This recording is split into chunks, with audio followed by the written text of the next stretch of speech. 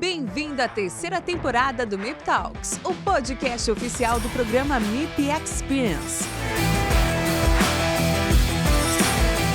Aqui você encontra conversas com quem está transformando o campo e o mercado por meio do uso correto de biológicos, boas práticas agrícolas e inovação sustentável.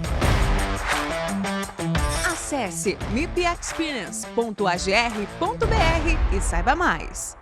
Sejam todos muito bem-vindos ao podcast MIP Talks, uma realização do programa MIP Experience. Estamos na terceira temporada do podcast. Convido a vocês que visitem e revisitem nossas plataformas digitais, plataformas de streaming e tenham acesso a tantos bate-papos e conversas que tivemos acerca da produção de alimentos de forma sustentável, segurança do alimento, a sustentabilidade. Aqui vocês encontram informações dadas por diferentes participantes, né, que participam, então, dentro dessa cadeia de produção do agronegócio, desde o produtor, claro, que é o foco do programa MIP Experience, ele que é o centro do programa MIP Experience, até nós, consumidores, que estamos na ponta e que a cada dia mais buscamos nas gôndolas do supermercado alimento seguro e sustentável. Convido a todos vocês agora, a partir dessa terceira temporada, que entrem na nossa plataforma digital, na nossa comunidade MIP Experience, tenham acesso a informações específicas lá dentro da plataforma digital e também participe, é uma forma de participação conosco através dos nossos cursos e interação com o programa. E hoje eu tenho um prazer enorme de receber o Ricardo Cerveira, do Instituto Biosistêmico, aqui para falar conosco um pouco sobre essa construção da agricultura regenerativa, baseada no uso de bioinsumos, das boas práticas agrícolas. Seja muito bem-vindo, meu amigo, aqui conosco. Vou pedir para que você se apresente para esse nosso público. Claro, Marcelo. Primeiro quero agradecer vocês todos, a quem está assistindo, a oportunidade de estar aqui para conversar com vocês, pela MIP Experience, pela iniciativa de abrir espaço para dialogar e discursar sobre assuntos pertinentes à agricultura brasileira. Eu já digo agricultura até brasileira, porque é uma mudança de paradigma que vem acontecendo já faz anos. Eu sou engenheiro agrônomo, sou formado em Piracicaba, na Exalc, tenho mestrado, finalizei agora um doutorado na Unicamp na área de administração e agronegócio, e atualmente sou sócio fundador e atualmente diretor do Instituto Biosistêmico. E a gente vem tocando já do Instituto Biosistêmico desde 2006. 19 então, anos. 19 anos, mesma idade exatamente, da MIP, nascemos juntos. Nascemos juntos. Somos um pouco mais velhos, somos de maio, acho que vocês são de junho. Isso. Exato, 20 de junho. Isso, perfeito. Bacana. E conta um pouco pra gente o propósito, como é que nasceu o Instituto Biosistêmico? Você estava na graduação ainda, quando teve essa ideia? Já não estava mais? Não, eu já não estava. Como é que foi essa... Sou um pouco mais velho. um pouquinho mais velho. Não, eu atuava junto com os outros demais sócios fundadores, cada um atuava junto de produtores rurais, consultoria agrícola, essas coisas. E ambos, através do movimento da agricultura orgânica, a gente se uniu para falar, não, vamos fazer uma coisa junto, com uma força maior, vamos montar uma instituição, em vez de empresas isoladas, que atuassem de forma mais assertiva junto do produtor rural, levando tecnologia com esse olhar de sustentabilidade. Então, por isso que vem o slogan Inovação para a Sustentabilidade. E daí, em 2006, a gente foi fazendo vários encontros e em 4 profissionais, a gente fundou. Então, a gente começou com 4. Hoje, a gente tem praticamente 200 profissionais atuando no campo, está no Brasil inteiro. Fundamos aqui, a sede aqui é em Piracicaba, mas nós temos escritórios no Sul, Paraná, Mato Grosso do Sul, no Centro-Oeste, no Nordeste, nós temos 2 escritórios, e assim a gente conseguiu espalhar a nossa atuação pelo Brasil todo. Então, o foco na sustentabilidade, o que vem a ser, então, essa abordagem biossistêmica, Ricardo? Então, o nome, né, veio, o isso. Instituto Biosistêmico. Às vezes as pessoas perguntam, mas de onde vem? De onde vem? Vem da forma de atuação nossa. Ela não é unilateral, ela não olha apenas por um processo único, ele é integrado. É como a gente pensasse que a propriedade agrícola fosse um organismo vivo. Ou seja, eu tenho que observar a propriedade como um todo. Não vou só observar o solo, não vou só observar a planta, não vou dissociar a produção agrícola do produtor rural. Então, esse olhar sistêmico incluindo a questão da vida, bio vira biossistêmico. Perfeito. Foi dessa que foi a ilusão a alusão do nome Instituto Biosistêmico. E você sabe que isso tem tudo a ver com o programa MIP Experience, né? Acredito. Como eu disse, a gente vem conversando, né? O programa ele busca realmente levar o conceito de manejo integrado de pragas, né, de uma forma mais ampla dentro da propriedade. Ou seja, para que ele não fique restrito única e exclusivamente ao manejo fitossanitário, mas que também a gente leve em consideração as questões de gestão, de estoque, de compras, da gestão da propriedade como um todo. Isso tem favorecido. Então, essa visão sistêmica, né, integrada, ela faz todo sentido, né, para a gente também. Perfeito. Não, no manejo de pragas e doenças, o MIP é um exemplo claro disso. Claro. Se eu não olhar diversas formas de atuação, eu não consigo resolver um problema, porque o problema não é de causa única. Na verdade, não existe no mundo problemas de causa única. Elas sempre têm uma motivação para além daquilo que a gente observa. E essa é uma necessidade que em qualquer área, desde ciência, medicina, agronomia e outras áreas, a gente tem que olhar. Ricardo, e como é que vocês têm inserido a inovação, tecnologias, nesse conceito de sustentabilidade no campo? Que tipo de trabalho, como é que vocês hoje têm atuado nessa vertente? Então, assim, de maneira geral, pensando do aspecto geral, quando nós vamos a campo, a gente tem um cuidado muito, muito forte em levar tecnologias que tenham como base de fundo técnicas que diminuam, ou melhor, impactem o menos possível na questão ambiental. Então, o uso de práticas da agricultura regenerativa, como um exemplo, ela é muito bem aceita por nós para levar ao campo. Mas de que forma que a gente faz isso? A gente faz isso de diversas ações, desde de um profissional qualificado que vai a campo, até com ferramentais diferenciados, que a gente tem soluções digitais que a gente oferece junto ao produtor e parceiros. A gente tem unidades móveis, por exemplo, que levam a tecnologia. Por exemplo, às vezes numa ação que eu faço uma melhoria da qualidade de leite, ela interfere no aumento de produtividade por área, portanto, eu produzo mais dentro de uma área, a pressão sobre desmatamento é menor. Então, não é só sustentabilidade da produção, às vezes, como eu te disse, é uma sustentabilidade do todo. Então, eu tenho ações que diminuem o impacto ambiental em termos de desmatamento e essas coisas. Então, esse é o grande olhar que a gente tem quando nós vamos a campo. Isso é uma premissa nossa, é um valor que a gente incute conosco. Ainda de forma superficial, sem entrar de forma profunda no tema e conceito, eu gostaria que você falasse um pouquinho da agricultura regenerativa. Depois nós vamos falar um pouquinho mais de algumas práticas adotadas pelo Instituto nesse âmbito. Sentido. Não, né? Perfeito. Fala um pouquinho mais para a gente da agricultura regenerativa. Então, a agricultura regenerativa, ela está sendo, recentemente, ela vem com uma força muito grande, o conceito da agricultura regenerativa. Ela traz para os produtores rurais práticas que se diferem um pouco da agricultura tradicional, que você tem o olhar e a inclusão massiva de tecnologias, por exemplo, controle biológico, ações de fertilidade de solo, com menos produtos sintéticos, mas mais produtos minerais, com uso de integração, que a gente vem falando, de fungos e bactérias no solo para solubilização de minerais. Então, a gente tem vários conceitos, uso de compostagem, a questão do valor biológico do solo. Então, assim, a agricultura regenerativa, ela deriva lá atrás da agricultura orgânica. Para comercializar tem a questão da legislação, mas para produzir e usar essas técnicas, ela tem que ser disseminada junto ao agro brasileiro. Precisa. É uma forma da gente, inclusive, demonstrar para os países compradores brasileiros, ou seja, para quem a gente exporta, que a produção brasileira ela é qualificada e ela é sustentável, sim. E às vezes isso não acontece, não é percebido pelos nossos pares comerciais. Perfeito, você tem toda a razão. E a agricultura regenerativa, na verdade, é um termo, parece ser novo, dos últimos, vamos pensar, 5 anos, talvez um pouco mais.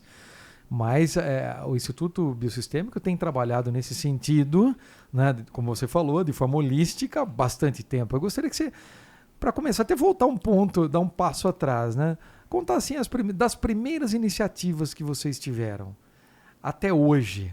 O que tem mudado nesses 19 anos? Poxa, nós estamos falando de quase 2 décadas. Sim. Né? Aqui a gente fala que o controle biológico há 2 décadas era completamente diferente do que o controle biológico que nós falamos hoje. E a ação do Instituto lá no campo, como é que ela evoluiu nessas 2 décadas? Estamos quase lá, né? Estamos lá. Mais um ano nós completamos 2 décadas. Sim. Inicialmente, a gente focava, assim, o IBS como um todo trabalhava principalmente na transferência de tecnologia, como agentes de extensão rural. Perfeito. Então, assim, toda a tecnologia disponível para, vamos dizer assim, nessa agricultura regenerativa, que até então não tinha esse conceito esclarecido ou divulgado, a gente levava a campo através dos treinamentos dos nossos profissionais, das nossas unidades, mas como técnicos de extensão rural, de assistência técnica. Hoje a gente já está sendo envolvido e permeado por outras ações, entre elas o desenvolvimento e a validação dessas tecnologias. Creio eu que você concorde comigo, pelo que eu conheço, a necessidade da gente ter uma validação técnica científica de tudo aquilo que a gente vem aplicando. Perfeito. A gente hoje está numa fase de aprofundamento dessas técnicas para validar junto com parceiros, e o IBS está agora, para além das ações de extensão rural, está como gestor de projetos de pesquisa junto com parceiros institucionais para o desenvolvimimento e validação dessas tecnologias. Então, assim, hoje é uma grande mudança que a gente teve há 2 anos no projeto Regenera Cerrado, né? Aham. É o que a gente Nós vamos entrar falar. nisso. Isso, a gente pode conversar. Acho que é interessante aqui para quem nos acompanha, né? Nós estamos falando dessa mudança. Mudança, assim, a agricultura ela é super dinâmica, né? Isso é interessante. É dinâmica, a agricultura é viva. E para a gente, assim, cada dia é um dia. Né? Quando você sai daqui e vai para a roça, a história, cada dia ela muda. Né? É uma novidade. É uma novidade por conta desse dinamismo. Né? Agora, se tudo é muito dinâmico, como é que vocês planejam atendimento, né, lá no campo? Porque você falou 200 pessoas trabalhando, uma empresa que tem uma robustez. Né? Então, eu queria entender um pouquinho, eu acho que isso faz todo sentido até para os consultores que nos acompanham aqui, né? Olha, como é que essa estruturação ela é feita? Como é que a transferência do conhecimento, e vamos dizer assim, ela é gerada, depois ela é transferida, como é que ela chega até o produtor? De que forma isso é construído, Ricardo? Muito, muito bem lembrado, só para vocês terem uma ideia. Para além da quantidade de profissionais que vêm trabalhando conosco pelo Brasil, nós temos aí uma média anual de atendimentos de 8 a 9 mil produtores ano. Puxa. No total, acumulado, atualmente, né? Acumulado nesses 20 anos, a gente já atendeu aproximadamente 85 mil produtores, com mais de 500 mil de atendimentos a campo. É um número expressivo, é um número que precisa ter um background, precisa ter uma administração operacional. Por isso que nós temos essas unidades regionais, certo, que têm um seu corpo de profissionais operacionais que fazem agendamento produtor a produtor. O técnico ele vai para aplicar a tecnologia junto com o produtor rural. Mas todo esse background de organizar o atendimento para atingir os objetivos de cada projeto, certo, nós somos um executor de projetos. Certo. Então, a gente tem objetivos a serem esclarecidos. Não é um atendimento livre, ele é focado num objetivo, okay, seja quaisquer que fosse. A gente vai a campo e leva, entrega para o consultor o agendamento, o local, disponibiliza, quando preciso, carro, logística, tudo isso para quê? Para o profissional fazer o trabalho com foco no projeto, no foco na necessidade. Então, isso é uma necessidade que qualquer instituição que queira fazer um bom atendimento a campo precisa ter. Tá. Muitos clientes falam assim, não, o IBS tem um grande diferencial, ele vai lá e faz. E, de fato, a gente vai lá e faz, nem que seja nos cafundós do Brasil. Tá. Não interessa. Nós estamos indo lá. E executa. E executa. Vai lá e faz, exatamente. Quais são os principais trabalhos? O que se faz do campo? Qual é a responsabilidade que o IBS assume lá na ponta? Sim, bastante. Até porque 80% dos nossos produtores são da agricultura familiar, que envolve até assentamentos da reforma agrária, que a gente atende um público bem diverso. Tá. Tem produtores pequenos, médios, grandes. Médios e grandes. Tem. O atendimento é feito diretamente ao produtor ou via cooperativas, parcerias? Como é que funciona isso? O produtor, a gente considera ele um beneficiário do serviço. Okay. Sua grande maioria, o atendimento ao produtor é gratuito. Mas como assim? Precisamos de parceiros, que seriam as cooperativas, por exemplo, um exemplo de parceria, empresas que têm na sua cadeia de suprimento esses produtores. Então, a cadeia de suprimento da soja, eu atendo os produtores que entregam seus produtos para uma trader, por exemplo, uma compradora de soja, e essa compradora de soja fala, não, eu quero fazer um trabalho de desenvolvimento desse grupo de produtores para essa cadeia de suprimento. A gente vai lá e atende o produtor rural de forma gratuita.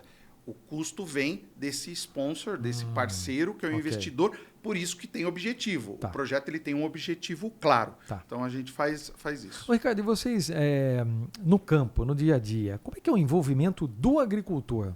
Você tem percebido uma evolução com relação ao interesse de novas tecnologias e, assim, o colocar a mão na massa, ou seja... Como é que é esse perfil? Olha, eu vou te dizer uma surpresa que nós tivemos. Eu tinha um pouco essa ideia. Eu já fui agrônomo de campo, amassar barro. A gente ia lá amassar barro. O produtor ele não é avesso à tecnologia de produção. Ele está aberto, ele troca ideia, ele traz ideias. Isso é muito importante. O produtor é um agente ativo dentro dessa conversa de tecnologia. Ele tem as suas impressões, ele tem aquilo que pode ajudar, facilitar. Às vezes ele dá ideias que melhoram a aplicação técnica. Mas uma grande mudança se deu na pandemia. Qual a mudança? O produtor rural, até a pandemia, ele tinha muita resistência em uso de tecnologias digitais. Uso de celular para troca, para tecnologia de aplicação de não sei o quê. E sempre foi uma grande barreira, né? Essa questão era uma barreira. Depois da pandemia, isso é percepção nossa desse universo de produtores, eles estão mais aceitando mais isso. Acho que os filhos também devem ter chamado a atenção. Tá vendo, pai? Precisa estar digitalizado. Os sucessores, eles estão trazendo isso. Tanto que a conectividade rural, que antes era um empecilho, nossas plataformas digitais, a primeira funcionalidade delas é o seguinte, tem que funcionar offline. Agora, elas são offline, mas não precisa, porque na sede especificamente, chega a internet. Não sei se é via satélite, não sei se é via cabo, mas o produtor ele sabe da importância de estar conectado. Isso é importante. Então, para aqueles produtores que estão ouvindo, saibam disso. A conectividade ela é fundamental hoje para o produtor rural, independente do tamanho. Você não tem que correr atrás. Exatamente. E ela é viável. Hoje ela está bem viável. É viável, exatamente. E como é que é a conectividade, como é que a tecnologia, vamos pensar assim, né? Não só o digital, mas a tecnologia tem ajudado a assistência técnica? Então, nessa mudança nas últimas 2 décadas, vamos pensar assim. Coisa muito recente, as IAs, por exemplo. Isso. A gente vem usando as IAs. De que forma? Eu consigo, através de imagens que os produtores passam para nós, verificar a situação que a lavoura está naquele momento. Eu não preciso do técnico ir lá validar. A IA, a IA é coisa muito nova. Então, assim, eu não posso afirmar hoje, no dia de hoje, no ano de hoje, que a IA possa ter uma acurácia 100%. Isso não tenho isso. Porém, a coisas recentes, o técnico, para ver como estava a situação da lavoura, ele tinha que ir no campo. Agora, o que o produtor faz? Ele tira foto, descreve a situação, passa para o consultor sem precisar ir, consegue resolver problemas até então não tinha como fazer isso. No máximo era por telefone, e daí tinha explicação do produtor de como estava aquela situação emergencial. Ia pela percepção. Ia pela percepção. Hoje, no mínimo, uma foto se tem, o áudio se tem isso, a documentação feita de forma remota. O que a gente está prevendo para agora é assim, o técnico ele vai validar uma percepção, não que ele vai ver, a percepção da IA. Ele vai validar, ele vai ser o supervisor da IA. Você treina a IA para verificar determinada característica, por exemplo, não pede café, os tipos de problemas que podem acontecer, o produtor tira uma imagem, passa para ela e fala, olha, esse café está com um problema assim, assim, assim, assado. Claro que o técnico tem que validar, isso daí não existe IA que vá fazer uma recomendação, mas vai facilitar e vai aumentar a produtividade muito desse técnico. Aumenta a produtividade e o trabalho torna-se mais também dinâmico e ágil, né? Para os consultores, né? Eu acho que... Sem sombra de dúvida, esse é o objetivo. Ricardo, agora ouvindo você falar, eu acho que vem um ponto também interessante, né? Vocês estão gerando dados, informação, né? E já faz algum tempo. Então, quer dizer, é isso que eu gostaria de entender um pouquinho, porque tem tudo a ver e nos traz alguns insights também para o MIP, para o nosso trabalho dentro do programa e para aqueles que estão nos acompanhando agora nesse episódio.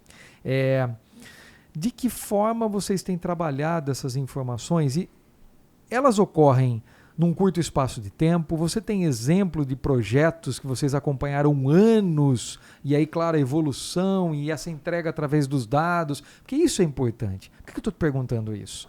A decisão com a entrada de uma tecnologia para manejo de pragas, mesmo, né, doenças, os nematóides, e o uso também de fertilizantes, ele exige um monitoramento. E nem sempre o produtor se baseia em dados. Né? Claro, quando ele tem uma assistência, um suporte, fica mais fácil. Vocês, de que forma vocês têm utilizado os dados para o direcionamento e para mostrar ao produtor que sem dados é difícil ter gatilhos para poder tomar uma ação, uma tática, ou então está dando uma estratégia. Como é que vocês conseguem? O que vocês têm feito? Excelente questionamento.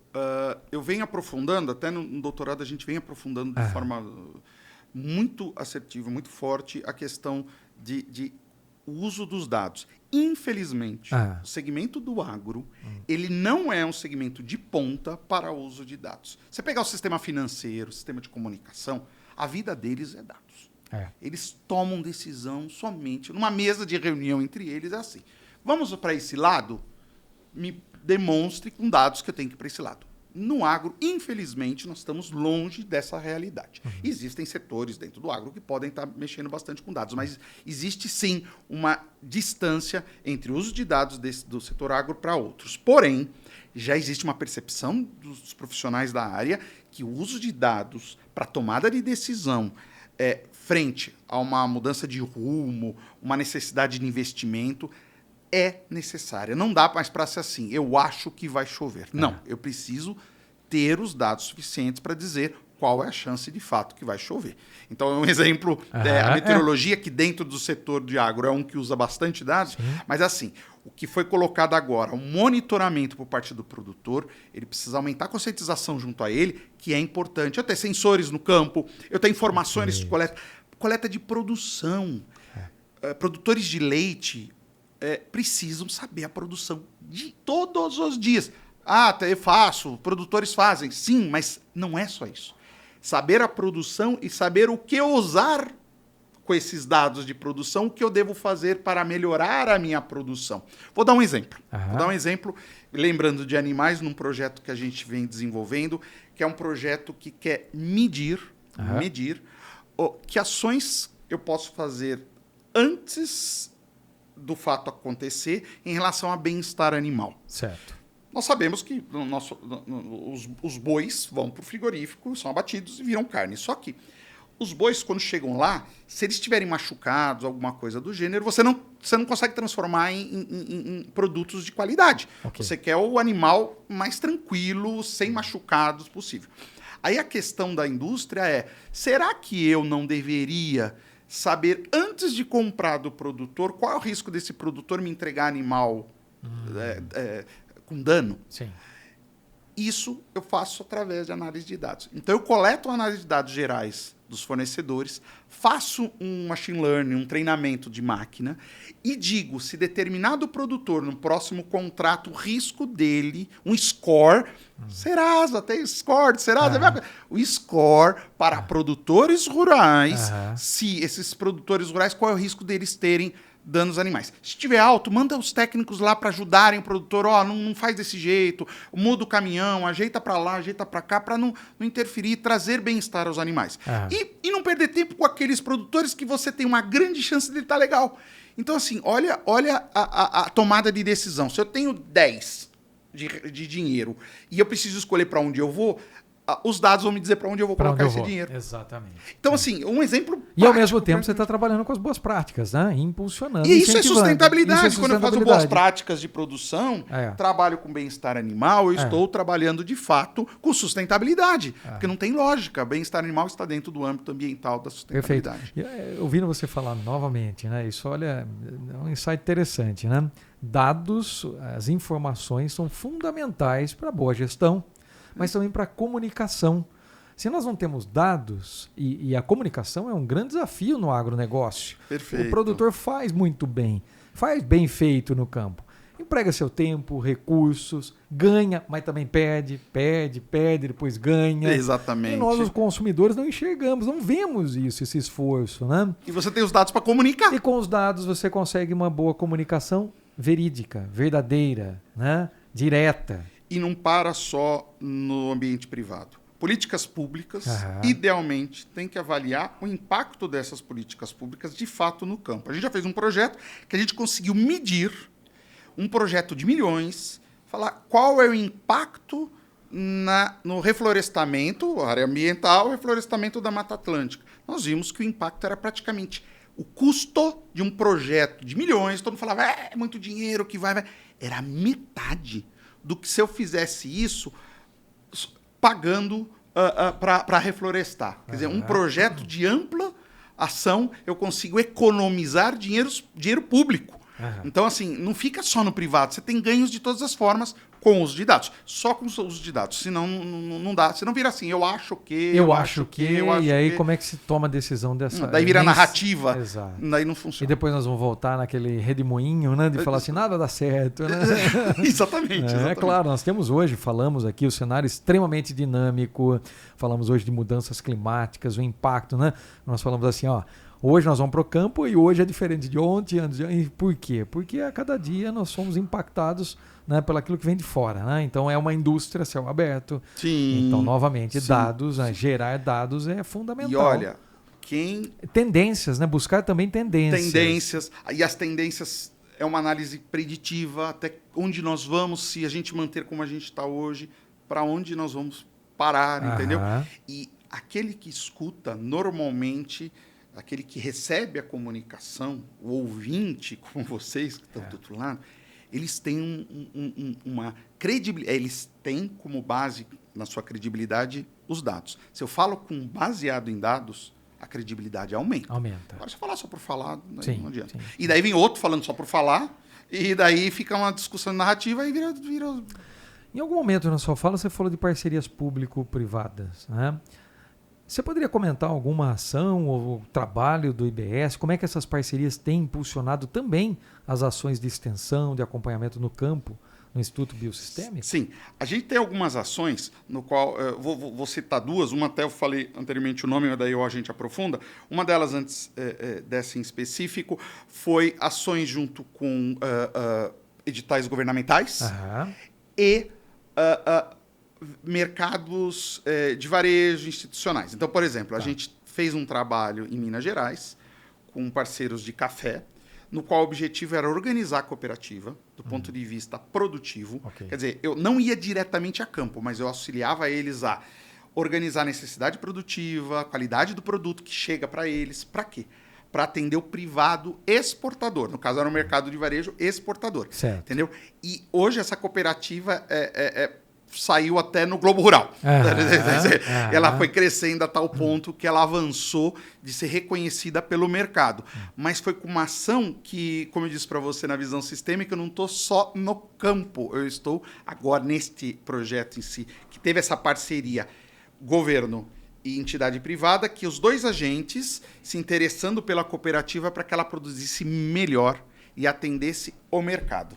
E isso foi um projeto maravilhoso. Esse foi um, né?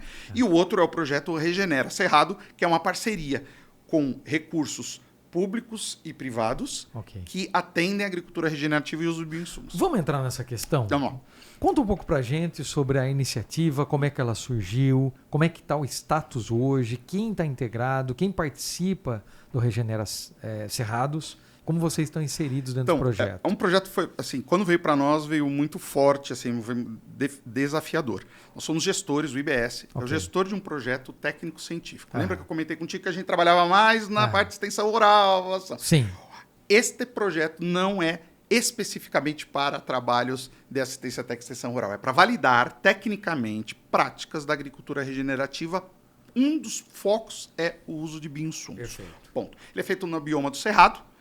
E ele é feito ele foi feito numa primeira fase, que foi financiado pela Cargill, que tem interesse em expandir a agricultura regenerativa, junto com produtores da região de Rio Verde. Nós estamos falando do Centro-Oeste. Centro-Oeste, exatamente. Nós somos os gestores desse projeto e os líderes de pesquisa são 12. Os líderes são 3 instituições, mas são 12 instituições públicas que atuam. Os líderes são a Embrapa, o Instituto Federal Goiano e a UFLA. São 3 instituições que são capitaneadas por essa... falei UFLA, Embrapa, Instituto Federal de Goiás. Além da Cargill, que é líder também, que faz parte da governança. Tá. Esse corpo fez a primeira fase, que se encerra agora, com resultados surpreendentes em termos de validação. Vou dar alguns exemplos. O uso de bioinsumos está evidenciando, eu não vou falar evidenciado porque é coisa de 2, 3 anos para uma produção agronômica, eu acho que é melhor para explicar, não é tão simples você afirmar isso. Mas assim, do ponto de vista, está ficando cada vez mais claro que eu tive uma diminuição de uso de fertilizantes sintéticos em 20%. Puxa. Químicos, 30%. Por quê? Porque eu estou trazendo vida. Você comentou no Prosistema. Entendeu? Hoje são projetos que já deu mais de 30 artigos científicos publicados, com 1.700 participantes nos encontros coletivos. Aí sim entra um pouco na questão da difusão da tecnologia. Porque ao mesmo tempo que eles estavam pesquisando, os pesquisadores estavam dizendo. E são 12 instituições. Eu falei das líderes, aí tem as outras instituições. Entre elas, na fase 1, eu entrei como estudante de doutorado pela Unicamp. Certo. Então, uma das instituições foi a Unicamp. E a gente fez um estudo sobre a percepção do produtor para o uso de bioinsumos. Opa, isso é interessante. Esse daí eu acho que foi é o que eu posso afirmar e dizer para vocês com mais segurança dos resultados que nós evidenciamos junto desses produtores rurais, não só desses do Centro-Oeste, desses produtores que estão sendo feitos os experimentos, etc. A gente fez uma pesquisa mais ampla. Qual o tamanho da amostra? Quantos produtores participaram? Para essa pesquisa foram 200 produtores que participaram da enquete, aproximadamente. Produtores de grãos, principalmente. De grãos. Foram focados em produções de grãos, de soja, milho, essas coisas. Entendeu? São 12 produtores para as pesquisas em campo, mas esse que é para percepção 12 é muito pouco, né? Com os 12 nós fizemos um primeiro artigo que foi saber de onde veio esse lance de querer usar bioinsumos. E a principal surpresa foi que os produtores, o principal motivo desses produtores, eles deram um direcionamento. Nós fizemos uma análise de conteúdo das entrevistas que nós fizemos, e eles deixaram claro para nós o seguinte: não faço práticas da agricultura regenerativa por conta do mercado. Eu faço por questão ambiental. O produtor rural. Então, me dói quando alguém fala que o produtor rural não tem essa visão. Pode ter aqueles que não estejam nem aí com a Porque o produtor rural entende que ele está trabalhando no longo prazo, né? Claro. E no longo prazo é óbvio, se não tivermos a natureza, não tivermos a sustentabilidade presente no campo, não existe amanhã. E para mim, olha que eu trabalho com eles, falei, não, primeiro eles vão falar a questão do mercado, depois falam a questão ambiental. O último item foi a exigência de mercado. Nós fazemos porque nós precisamos fazer. Nós precisamos deixar de usar uma agricultura que hoje é tradicional, que está dando problema. E eu preciso mudar. Eu preciso mudar o quê? Usando elementos biológicos, por exemplo. Inserção desses elementos biológicos porque eu estou tendo problema. E o que vocês fazem com o manejo integrado é perfeito. É assim. Essa é a lógica que a gente tem que tomar. Quando você fala de biodiversidade, da presença dos micro-organismos, dos organismos vivos no campo, né? Os organismos benéficos, você está falando no solo, você está falando na planta, de um modo geral. O que vocês observaram? Qual foi o foco desse trabalho? Todos. Tá. Teve, você citou são 12 instituições, cada qual com o seu objetivo. Eram 12 objetivos, 12 objetivos, e esses objetivos estavam voltados. Micro-organismo solo, planta, no uso de compostagem, no controle de praga e doença, cada qual com a sua especialidade, entendeu? O único que não... Eram 2 objetivos que não mexeram exatamente com aplicação a campo. Foi um de ordem econômica, para demonstrar, mas esse eu não tenho o resultado aqui de cabeça, demonstrar a economia. A princípio, os produtores falam que existe uma economia muito forte, mas a discussão é, nem que não tenha, mas se manter o custo, mas eu consiga melhorar a produção, já está valendo bastante, né? E o nosso, que é da percepção do consumo, que é o que a Unicamp fez. Que foi essa da percepção, que no primeiro momento revelou isso, e daí quando a gente falou com 200 produtores, aí abriu o mundo. Aí tem algumas coisas muito interessantes. Só para você ter uma ideia, Marcelo, há 59 vezes de chance de um produtor não familiar de usar bioinsumo. Então, o que acontece? Se eu que trabalham na cadeia de bioinsumos, trabalham com controle biológico, oferecer para um produtor não familiar a chance dele comprar, de ele se interessar é de 59 vezes mais do que um produtor familiar. Tá. Mas isso é problema? Não. Aí você tem um Oceano Azul com o agricultor familiar. Por que ele não está pegando? Isso, aí viria minha pergunta. É isso que eu ia te perguntar. E isso serve para os dois. Existe, e eu vou olhar bem para a câmera para falar para os agentes de mercado de bioinsumos. Hoje o produtor tem muita confiança nas academias, nos institutos de pesquisa. Se um outro agricultor ou um pesquisador, algum agente da academia, do instituto de pesquisa, explicar para ele o uso, a necessidade de uso de bioinsumos, ele vai. Mas da forma que está, se as indústrias falarem para os produtores, isso foi percebido. Tá. Não é nenhuma adoção, é uma rejeição do uso de insumos. Parece-me que o produtor, se a indústria tradicional, uma revenda, um RTV, for lá falar de bioinsumos, o produtor, não sei não. O porquê disso tem que ser investigado. É aí a fase 2. Mas o porquê disso a gente ainda não sabe. Mas existe. Então, é importante para os agentes de mercado saberem disso. Primeiro, uma oportunidade. Se existe essa rejeição, então tem a chance de vender enorme, porque, nossa, eu posso andar no Oceano Azul com essa situação. Agora, se eu não fizer nada... Não sei, tem que ficar atento a isso. Cara, tem que tomar cuidado. A sua fala é muito importante, porque nos traz o seguinte, olha. O controle biológico, né, o uso de bioinsumos é uma estratégia. É uma estratégia. Nós não podemos agora, porque realmente o produtor tem interesse, transformar essa estratégia numa única ferramenta em campo. E, infelizmente, ir lá e vender uma solução. Perfeito. Né? Não é a solução, ele faz parte de um processo que o produtor, então, ele tende, claro, cada vez mais. Se ele tem interesse, ele está aberto. Eu acho que a comunicação, novamente, é o que está falhando. Acertou. É que eu não posso afirmar na pesquisa, porque a gente precisa investigar. Mas você, como conhecedor de causa, eu tenho plena convicção que são esses dois pontos. A comunicação, ela está sendo repetida, uma comunicação que é vendida para soluções diretas, e o biológico não é assim. Não. Porque se você substituir um pelo outro, você vai ter problema. Não é só isso que tem que fazer. Tem toda uma prática que funciona, mas você precisa ter essa prática. E a outra é a comunicação. Como é que eu vou abordar? Né? Como é que eu vou abordar? Isso, perfeito. Olha, temos aqui a solução. Tem um ponto importante agora, um recado para os vendedores. O pessoal aí que faz, inclusive, as vendas consultivas, vendas técnicas. Né? Quando o produtor recebe um vendedor ou recebe um técnico, ele não quer um cara que venda produto. Ele quer alguém que o suporte, que trabalhe junto, que o apoie. Isso é importante. Muitas vezes ir lá e entender o seguinte, olha, eu tenho o melhor produto biológico. Né? Eu tenho a salvação para a sua lavoura. Isso não existe.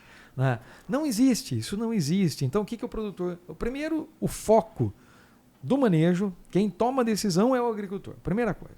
Então o que acontece? A empresa ela tem que suportar as necessidades do agricultor. Perfeito. Não se mostrar com a melhor tecnologia, com a melhor empresa, porque senão o produtor vai olhar para o vendedor e falar assim, então que bom, parabéns que você tem a melhor empresa. Perfeito. Só que você não me traz a melhor solução, o melhor suporte, aquilo que eu necessito. Então acho que é isso que nós precisamos começar, a conter um pouco a ansiedade, olhar mais para o produtor, entender de forma holística, como você tem feito com o Instituto Biosistêmico, de forma holística as suas necessidades, para aos poucos. Né? E outro ponto que nós estamos percebendo, eu queria ouvir a sua opinião. Venda de produtos, qualquer produto que seja, ela não existe mais se não tiver um suporte junto.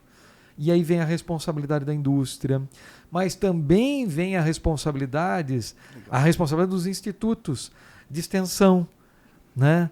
Que dão suporte ao agricultor, à necessidade também da capacitação desse pessoal em campo. Vocês têm trabalhado também nesta frente, ou seja, em multiplicadores? Sim.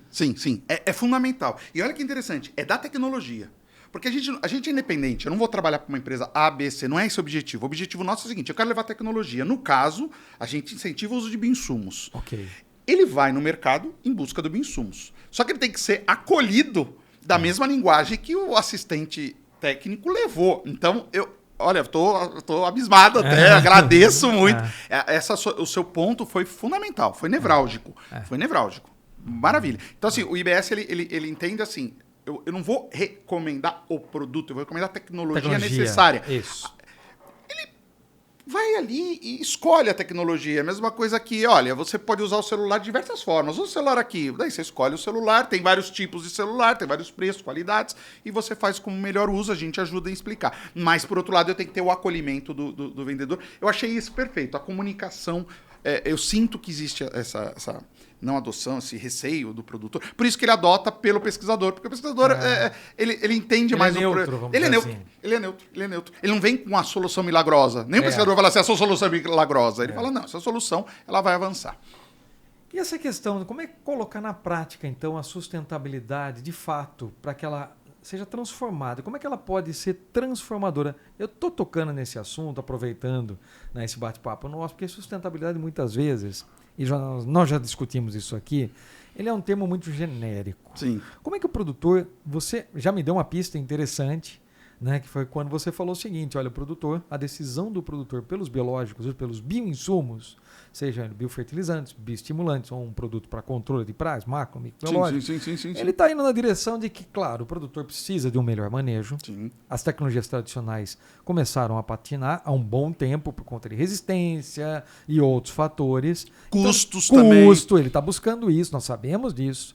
A propriedade ela tem que fechar as contas no verde, né? Porque se fechar no vermelho, como é que ele vai investir no verde? Como é que ele investe em sustentabilidade? Vou roubar essa frase. Mas na verdade, se o produtor estiver no vermelho, como é que ele investe no verde? É impossível, né? Mas como aliar esse termo, né, no dia a dia dentro da propriedade? O produtor ele tem que fazer várias coisas ao mesmo tempo. Como é que é o suporte? O que vocês têm feito como empresa de suporte técnico, direcionamento, para colocar isso no primeiro plano e fazer com que a sustentabilidade e a segurança do alimento torne-se um ativo dentro da propriedade? É aí que eu queria começar a entrar com você nessa questão de como transformar a sustentabilidade num ativo, como melhorar não só o desempenho na gestão, mas também agregar valor à produção. Eu enxergo duas formas de atuação.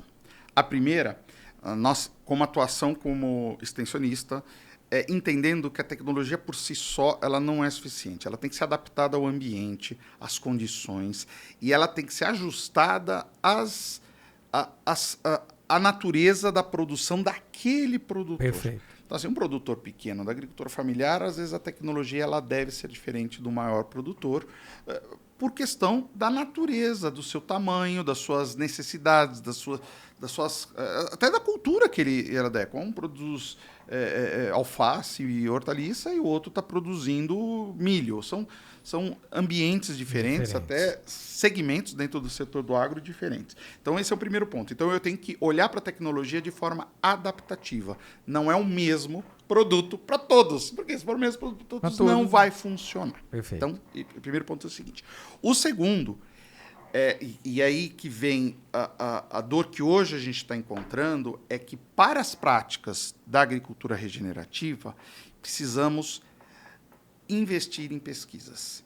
Pesquisas para que nós, como técnicos, possamos levar. Isso daí pode parecer chover no molhado, mas na agricultura tradicional houve um boom de investimentos na Revolução Verde, agora há necessidade da gente pensar nisso. Então, e eu não sei se hoje somente o poder público tem essas condições. Hoje o governo não tem dinheiro, nós sabemos disso, estão aumentando impostos, tudo, não tem dinheiro. Mas não tem dinheiro. Então a gente está se abraçando como sociedade para trazer iniciativas e tecnologias. As empresas estão investindo em tecnologia, creio, a MIP, outras empresas fazem isso do bolso, ou subsídio para cá, buscando para lá, tem que correr atrás, não é uma coisa estanque que aparece do nada.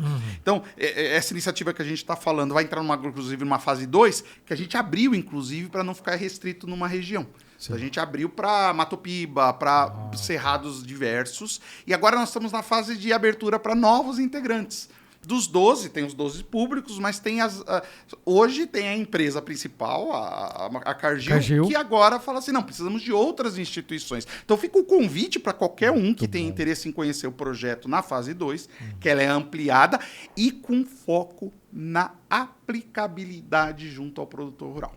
Então, assim, para além das evidências técnicas científicas, então, assim, o uso de determinado elemento biológico traz benefícios X, Y, Z. Sim, mas o uso como? É um uso fácil? É um uso viável? É um uso que o produtor vai conseguir fazer? Porque não adianta usar de forma que esteja longe e que esteja longe da sua realidade. Sim, né? sim. Então, assim, fica o convite até para quem quiser. Hoje nós estamos numa fase de abertura para isso. A gente já tem parte dos recursos, já estão capitaneados por nós, mas a gente quer ampliar o número de ingressantes, de empresas, e sentimos falta das empresas da área de bioinsumos também, das empresas agregadoras, né? Porque você tem as associações, as grandes associações estão convidados a participar desse projeto. O projeto está direcionado a grãos, a produção de grãos, e também há possibilidade de trazê-lo para as frutas, legumes, verduras? Sim, existe a possibilidade de abertura. A discussão nossa não é pela cultura. Hoje é grãos porque você tem uma instituição, uma empresa, uma privada que está interessada nessa área. Mas tem outra que eu quero trabalhar com, sei lá, com frutas,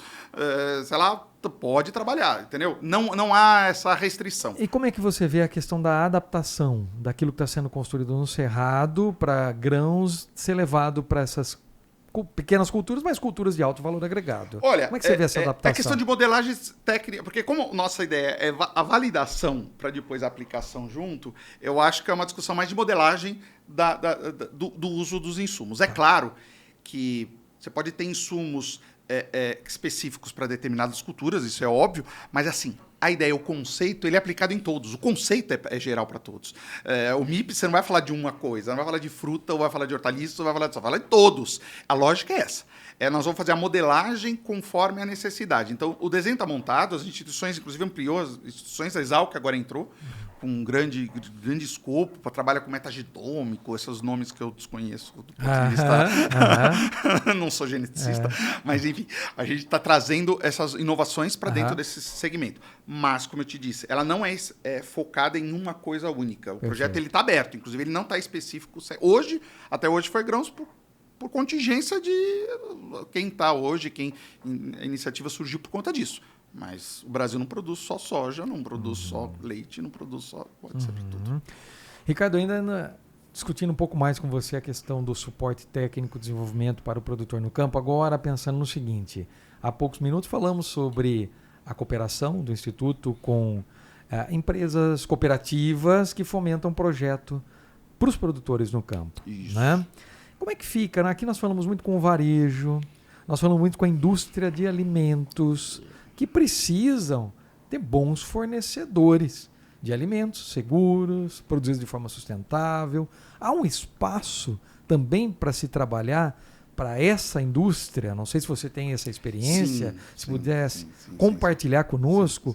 Como é que está a indústria de alimentos, até processados? Como é que ela fica? O que ela está buscando? Porque o interesse também deve ser muito grande, né? Sim, o IBS não trabalha só com soja, nem só com leite, que não dá para falar de tudo, mas assim, a gente hoje tem projetos grandes de cacau para chocolate. Opa. Literalmente para virar chocolate, que eu acho que a grande maioria de quem está nos assistindo vai falar, boa ideia. Café também, mas vamos pensar no cacau, que é uma indústria já estabelecida.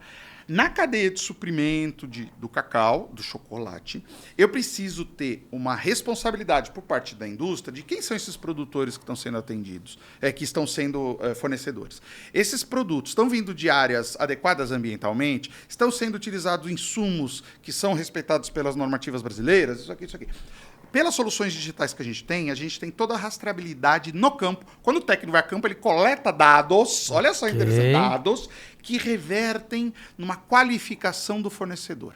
Eu qualifico o produtor rural para que a indústria, comerciante, varejo, possa enxergar naquele grupo de fornecedores deles, aqueles que estão com um ranking adequado, no exemplo de sustentabilidade, aquele que precisa de investimentos e olhares para melhorar aspectos de sustentabilidade como exemplo, mas eu posso buscar para qualidade de produção, porque todas elas levam a um rol maior, que é uma produção adequada, aí envolve a questão ambiental. Então, nós temos já estabelecidos, ao todo, são uns 15 plataformas digitais, cada qual com a sua cultura estabelecida, desde leite, cacau, é o cheque cacau, é o cheque milk, são cheques que a gente fala, cheque cacau, cheque milk, cheque não sei das quantas, cheque fish com peixe, tudo isso.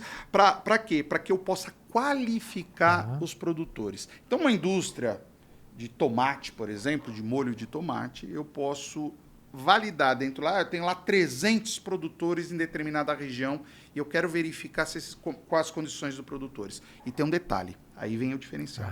Eu não só qualifico, como eu dou ao produtor a oportunidade de saber que ações que ele deve fazer para que ele saia de uma situação A, de um nível de qualificação prata, para um nível de qualificação ouro. Ótimo. Então, ele tem possibilidade de crescer. Não é uma certificação. O objetivo não é nós certificarmos o seguinte, eu estou dentro, eu estou fora, mas sim qualificar. Qualificar o produtor. Quer dizer, o produtor hoje, por mais dificuldade que ele tem, ele está com 100 índice de qualificação, que é lá embaixo, não estou conseguindo, tá? Ele tem a possibilidade de crescer.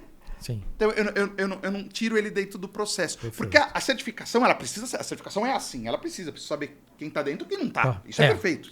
Mas é aqueles que querem ir para. Nós fazemos essa solução porque a gente tem esse olhar de trazer o produtor para dentro. Que querem chegar lá e precisam se capacitar para isso. Aí a gente dá o direcionamento, que pode envolver a nossa participação efetiva como assistente técnico ou a cooperativa com seus técnicos. Não tem problema nenhum. O importante é o produtor ter acesso a isso. Quem se interessa por isso? No caso específico que você colocou, o varejo se interessa. Eu quero um produtor qualificado. Eu quero um produto que me atenda. Eu quero um produtor bom. Então vamos deixar ele se transformar em bom, porque se você for ficar rodando, procurando só bom, você vai ter dificuldade. Sim. Pega aqueles que você já tem e transforma ele. Que ele quer. Ricardo, já indo pro finalzinho da nossa conversa, passou rápido pra caramba, nossa porque, puxa vida, é verdade, eu tô deu aprendendo muito bastante, aqui com você, isso é nossa, muito legal. Eu queria te trazer para um dos assuntos importantes aqui para o programa e para todos nós, na verdade, que é a comunicação. MIP Talks existe já há 2 anos, né? Exatamente para poder trazer as pessoas, para a gente poder melhorar essa comunicação. E comunicar bem é aproximar diferentes todos os agentes, né? Todas as pessoas, é aproximar pessoas dentro do mesmo objetivo. Né? E a gente sabe que os objetivos, todo mundo trabalha para o bem. Não tem ninguém querendo mandar produto com resíduo para o mercado, não é. Mas enfim, as coisas têm que ser melhor comunicadas. E o MIP Talks é para isso. Eu quero saber, do seu ponto de vista, como é que se enxerga o papel da assistência técnica nesse processo de melhor comunicação do campo até a mesa do consumidor? Qual é o papel de uma boa assistência técnica? O que o Instituto Biosistêmico coloca? Como é que é feito o seu dia a dia para que essa boa comunicação aconteça? Porque no final do dia é para isso que nós existimos, né? Para ajudar o produtor a levar o seu produto lá na ponta. Se for por varejo, nós estamos falando de FLV, é um caminho. Se for grãos, outra. A indústria é outra, mas no fim do dia é uma boa comunicação. Como é que a assistência técnica, que nós sabemos, é muito deficitária no Brasil? Sim. É difícil, um país de dimensão continental, são diferentes regiões, diferentes realidades. Então, dentro dos cultivos, de perfil de produtores, não só por conta do tamanho que eu faço, mas o perfil é muito diverso. Então, ter uma boa comunicação, isso é muito importante. Inclusive, e talvez não só, né, para assistência técnica. Como é que você enxerga isso? O agente de ATER, né, o assistente técnico, ele precisa ser o criador de pontes. Pontes do campo para a cidade. Porque ele tem acesso, ele tem conhecimento do que chega na cidade em termos de comunicação daquilo que o produtor lá na roça está fazendo. E, às vezes, o produtor nem se interessa em saber o que está sendo comunicado para a cidade, afinal, é outro mundo, são os urbanos ali, tudo.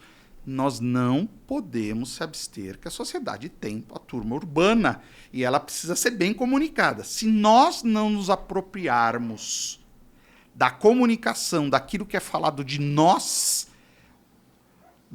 outros vão falar. Isso fica claro.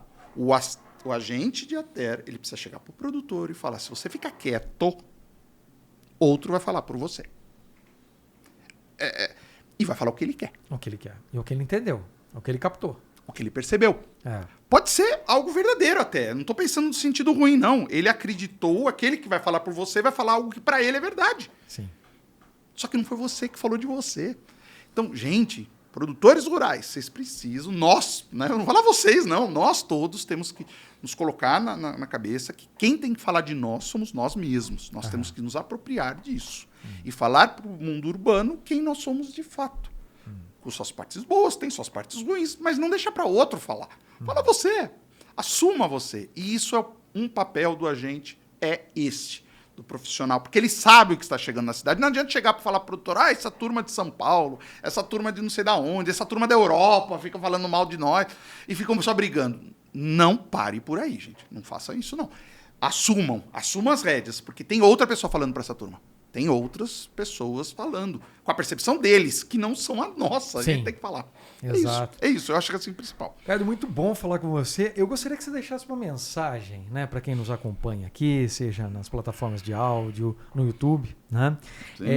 Mas no sentido de que, olha, o Instituto Biosistêmico, ele surgiu, ele foi criado para trabalhar com assistência técnica, foi para os cultivos tradicionais, trabalhou com manejo convencional, trabalhou com agricultura orgânica, mas agora a mensagem, eu quero que você traga a mensagem para a agricultura regenerativa. Tá. Como é que você coloca a agricultura regenerativa nesse primeiro plano? Tá.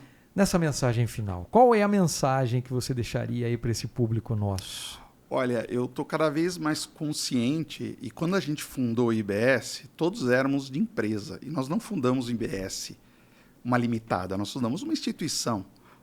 Essa discussão foi de que forma? Nós falamos o seguinte, nós precisamos ter um propósito. E é o propósito que nos move, é a missão do IBS que nos move.